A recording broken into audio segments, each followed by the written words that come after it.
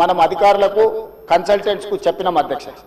ఈ ప్రాజెక్టులో భాగంగానే మిరాలం ట్యాంకులో వచ్చే నీళ్లు కూడా మిరాలం ట్యాంక్ నుంచి జవహర్లాల్ నెహ్రూ జువాలజికల్ పార్క్ నుంచి ఆ నీళ్లు వచ్చేసి మూసీలో కలుస్తాయి అధ్యక్ష. It is connected to Musi only.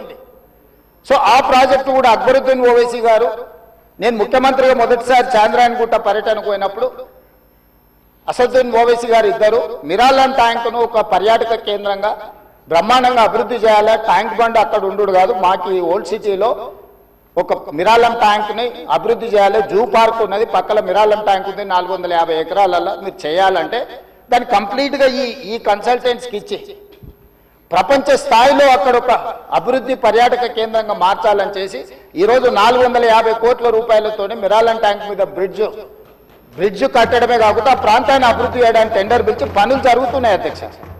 రాబోయే 2 సంవత్సరాలలో ఆ ప్రాజెక్టు కూడా పూర్తి చేస్తాం అధ్యక్ష. ఓల్డ్ సిటీ అని నెగ్లెక్ట్ చేయలేదు అధ్యక్ష. నేను చెప్పిన అది ఓల్డ్ సిటీ కాదు, అది ఒరిజినల్ సిటీ. ఒరిజినల్ సిటీని రివైవ్ చేసి ప్రపంచంలోనే ఒక గొప్ప నగరంగా మా హైదరాబాద్ నగరం అని చెప్పుకునే విధంగా అభివృద్ధి చేస్తామని చెప్పి మాట ఇవ్వడం జరిగింది. దాంట్లో భాగంగానే ఈరోజు గౌలిగూడ దగ్గర వదిలేసిన మెట్రోను ఈరోజు చాంద్రాయణగుట్ట వరకు పొడిగిస్తున్నాం అధ్యక్ష. ల్యాండ్ ఎక్వేషన్ జరుగుతుంది. అక్బరుద్దీన్ ఓవైసీ గారే మలక్పేట ఎమ్మెల్యే గారు ఇక్కడ ఉన్నారు. ఈరోజు నష్టపరిహారం అడిగినంతగా భూములు కోల్పోయే వాళ్ళకి ఇచ్చి ఈరోజు మెట్రో పనులు ప్రారంభించిన అధ్యక్ష. మిరాలం ట్యాంక్ ప్రారంభించిన అధ్యక్ష. అదేవిధంగా longest flyover PV Narasimha Rao flyover తర్వాత 2వ లాంగెస్ట్ ఫ్లైఓవర్ మన్మోహన్ సింగ్ గారి పేరు మీద ఫ్లైఓవర్ని జూ పార్క్ దగ్గర మనం ప్రారంభించుకున్నాం అధ్యక్ష. ఓల్డ్ సిటీ నెగ్లెక్ట్ చేయలేదు అధ్యక్ష. అండర్ గ్రౌండ్ డ్రైనేజ్ చంద్రాయణగుట్ట ప్రాంతానికి మనం నిధులు ఇచ్చినాం అధ్యక్ష. ఇవన్నీ కూడా పాత నగరాన్ని, ఇది మన తలమానికము, మన యొక్క గొప్ప గౌరవము హైదరాబాద్ నగరం అని చెప్పి ఈరోజు హైదరాబాద్ నగరం మీద ప్రత్యేకమైన దృష్టి పెట్టి ఈరోజు కార్యక్రమాలు తీసుకుంటున్నాం అధ్యక్ష. ఇక మళ్ళీ మూసీకి వస్తున్నా అధ్యక్ష.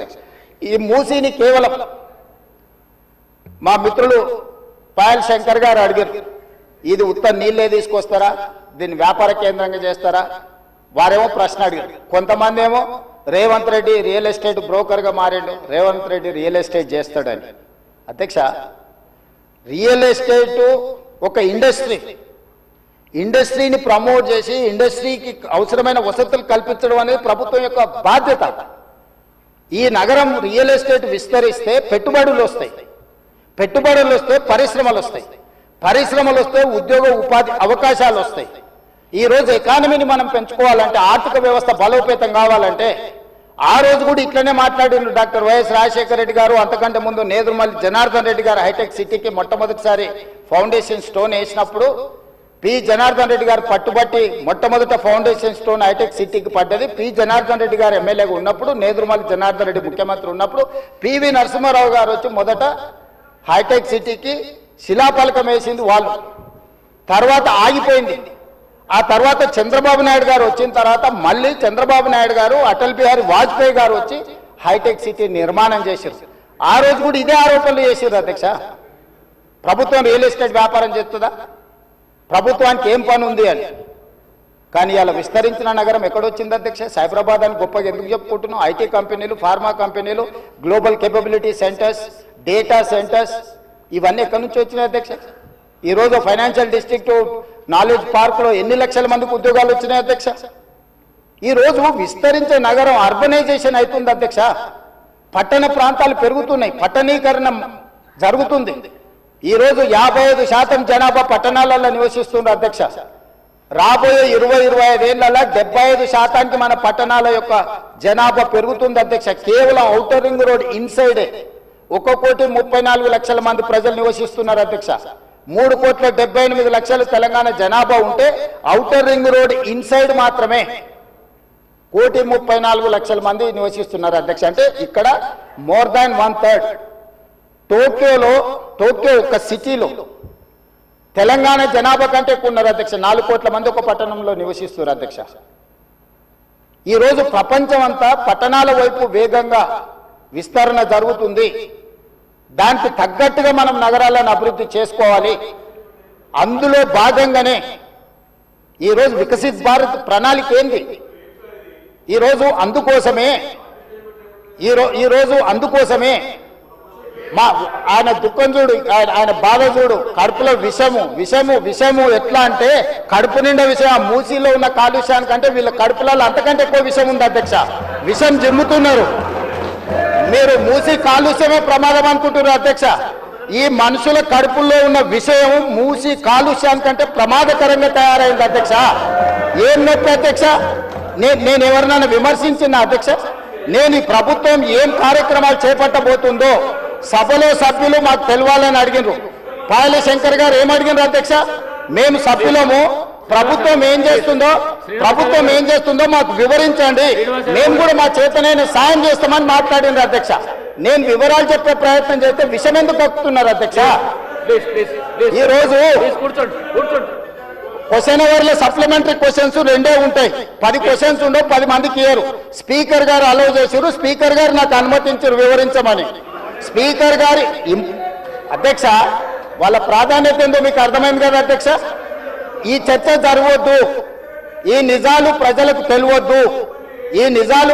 తెలియవద్దు, విషం కడుపు నిండా విషం. మీరు కళ్ళు చూడండి అధ్యక్ష, అసలు వాళ్ళ కళ్ళలో చూడండి. వాళ్ళ కళ్ళెక్కిన ఓలే శక్తి ఉంటే ఆ విషపు కళ్ళతో చూస్తే మొత్తం కాలి బూడిదైపోయేటట్టు చూస్తున్నారు అధ్యక్ష. కప్పిపుచ్చుకోవడానికి అద్దాలు పెట్టుకుంటున్నారు అధ్యక్ష.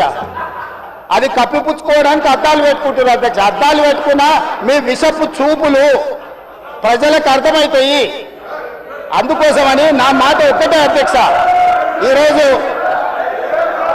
ఈరోజు తెలంగాణకు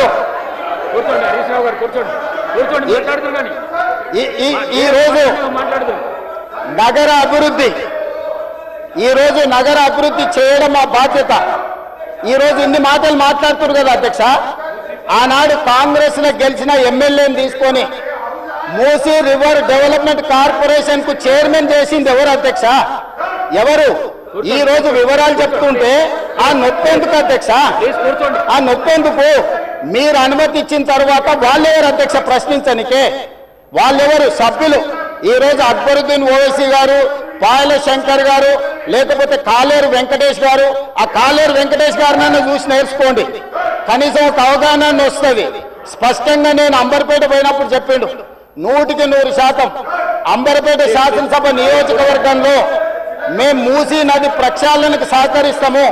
మా పేదలకు అందరికీ మంచి ఇండ్లు కట్టించండి, మా ప్రభుత్వ కార్యాలయాలు కట్టించండి, మా ప్రాంతాన్ని అభివృద్ధి చేయండి. నేనే ముందు బాగానే నిలబడి మూసీ నది ప్రక్షాళనకు సహకరిస్తానని అంబర్పేట ఎమ్మెల్యే కాలేరు వెంకటేశ్వర గారు ముందుకు వచ్చి బహిరంగంగా మైక్లో చెప్పిండు. నిన్నగాక మొన్న వచ్చి నన్ను కలిసి చెప్పిండు.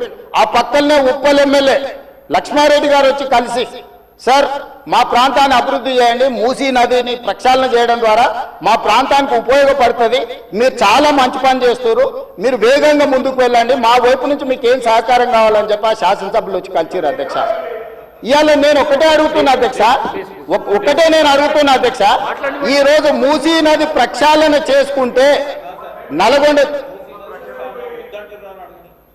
ఈరోజు మూసీ నది ప్రక్షాళన మేము చేస్తున్నామంటే మీరు చెయ్యాలంటున్నా వద్దంటున్నా? ఒక్క మాటలో చెప్పండి. మీరు చెయ్యాలనుకుంటే ఏమి చెయ్యాలో సూచన ఇవ్వండి, వద్దంటే మీ కడుపు మంట ఏందో చెప్పండి, తెలంగాణ ప్రజలు నిర్ణయించుకుంటారు. అందుకే ఈరోజు మూసీ నది పరివాహక ప్రాంతాన్ని నైట్ ఎకానమీగా మారుస్తా అని చెప్పిన అధ్యక్ష. పట్టణం అంతా రాత్రి 9 గంటలకు నిద్రపోతే రాత్రి 9 గంటల నుంచి ఉదయం 6 గంటల వరకు మూసీ నది పరివాహక ప్రాంతంలో నైట్ ఎకానమీని రివైవ్ చేసి అక్కడ హోటల్స్, ఆఫీసులు, అదే విధంగా ఫుడ్ కోర్ట్స్, కల్చరల్ యాక్టివిటీస్ వీటన్నిటిని కూడా ప్రపంచ స్థాయి నగరంగా మార్చడానికి నైట్ ఎకానమీని ఓపెన్ చేయబోతున్నామని చెప్పినాం అధ్యక్ష. ఆ ప్రాంతంలో ఉన్న ప్రతి వాళ్లకు, నష్టపోయే వాళ్లకు అత్యధికంగా నష్టపరిహారం ఇచ్చి బ్రహ్మాండమైన కాలనీలు కట్టించిస్తాం అధ్యక్ష. ఈరోజు వాళ్ళు ఏ పరిస్థితి లేనోళ్ళు, ఏ దిక్కు లేనోళ్ళు, సర్వం కష్టాలలో మునిగేటోడే మూసీ పక్కన పోయి ఇల్లు కట్టుకుంటాడు అధ్యక్ష. మూసీలో ఉండే దోమలు కానీ, కంపు కానీ, అక్కడ ఉన్న వాతావరణం కానీ, శవాలు కొట్టుకొస్తుంటే ఎవరైనా అక్కడ ఉండాలనుకుంటారు అధ్యక్ష? ఏ పేదోడైనా మీరు చెప్పండి అధ్యక్ష. ఒకప్పుడు నందనవనం కట్టింది కదా అధ్యక్ష, మూసీ నదిలో ఉన్న వాళ్ళని తీసుకెళ్లి. ఈ రోజు ఆ ప్రాంతంలో నందనవనం మనం పోయినప్పుడు ఎంతమంది జిల్లాల నుంచి వచ్చిన వాళ్ళు ఉన్నారు అధ్యక్ష. ఎల్బీ నగర్ ఎమ్మెల్యే గారికి తెలుసు, నందనవనం ఆ కాన్స్టిట్యున్సీనే వస్తుంది. ఈరోజు మూసీ నది పరివాహక ప్రాంతంలో ఉన్న పేదలకు మంచి వసతులు కల్పించి వాళ్ళ పిల్లలు చదువుకోవడానికి మంచి పాఠశాలలు ఇచ్చి వాళ్ళకు ఉద్యోగ ఉపాధి అవకాశాలు కల్పిస్తామని మేమంటే లేదు, అది అట్లనే ఉండాలి, తరలించడానికి వీల్లేదు, కట్టడానికి వీల్లేదు, మేము అడ్డం పండుకుంటాం, మేము నిలువు పండుకుంటాం అన్నారు. మరి మన వర్షాలు వచ్చినప్పుడు పోయి పండుకునేది ఉండే అధ్యక్ష, పోలేదు. ఏమి లేనప్పుడు ఆ పక్కన ఉన్న కాలనీలలో పండుకొని వచ్చారు అధ్యక్ష.